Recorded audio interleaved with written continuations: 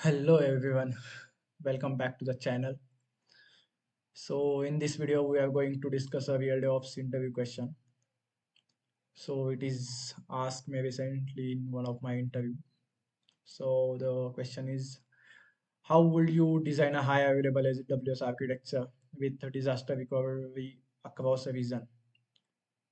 So in this architecture, we'll see how services like Route 53, CloudFront, WAF, load balancer, auto scaling, EC2, and AWS work together to build a highly available and fault tolerant system.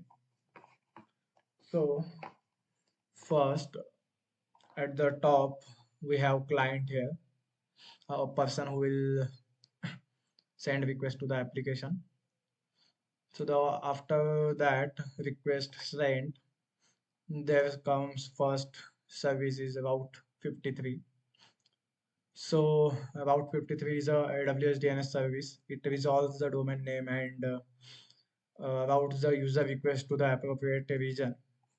In this architecture, we have two regions. Okay, primary region and the secondary region. So if the primary region fails, Route 53 will automatically fail over traffic to the secondary region. So this ensures the high availability and disaster recovery. Don't forget to mention disaster recovery in the interview. Okay. So after Route 53, there is a one service, AWS WAF, Web Application Firewall. So before the traffic reaches to the application infrastructure, it passes through the security service. That is AWS WAF. So it protects our application from the SQL injections, cross-site scripting, malicious request, or bot traffic. So after that, request will go to the Amazon CloudFront. So CloudFront is a content delivery network. It caches the content closer to the to a user and improves the performance. It also helps protect the backend infrastructure from direct exposure. So this is the CDN. After that, we'll design AWS VPC infrastructure. So here we have created two VPCs. In both VPCs, uh, in here in each region, uh, that will contain subnets. Okay, so we'll in each region will create two different availability zones. So here we'll contain this is a public subnets for NAT gateways and Bastion hosts. So NAT gateway and Bastion host are used to communicate our resources in the private subnets. So in private subnets, uh, we'll be having in both availability zones. So this is the web servers, two different availability zones, and applications app servers, two different availability zones, and RDS also we have two different availability zones. So after that we have load balancers to route the traffics to the services. So load balancer distributes the traffic across multiple servers. It ensures better performance and fault routing. It also used for health checks. So it the one server fails, the load balancer will automatically redirect traffic to the healthy servers. Okay. So after that, we have auto scaling groups for web servers also and app servers also. Okay.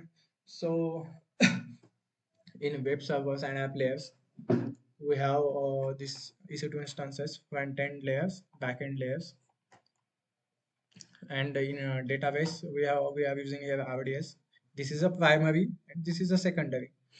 Okay, so if we have those two RDS, so this provides us a high availability because if one availability zone fails, we have another secondary RDS.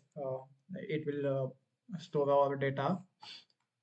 So yeah, this architecture also backups using AWS Backup in Backup Vault or applications, web servers data and app servers data here in App Host, and we'll design cross region backup also. So this backup will be synced here in our another region also, that is a secondary region. Yeah, so this is the architecture. We'll also show that this is the cross region replication of the primary database. So if this whole region fails, so when our traffic will go to this region, then it will take data from the this secondary RDS. Yeah, so this is the whole architecture we can explain in our interview, and we can also draw this. Yes, there is also one thing in Route 53. Will create failover routing policy. So when our this primary region fails to will our load balancer fails to route the traffic, it will do health checks and it will route the traffic to the another region. So this is the failover routing policy we'll use here. That's it for this video. I hope this explanation helped you understand the architecture clearly. If you found this video helpful, please like the video and subscribe to the channel for DevOps, AWS, Linux, and automation tutorials. And thanks for watching. See you in the next video.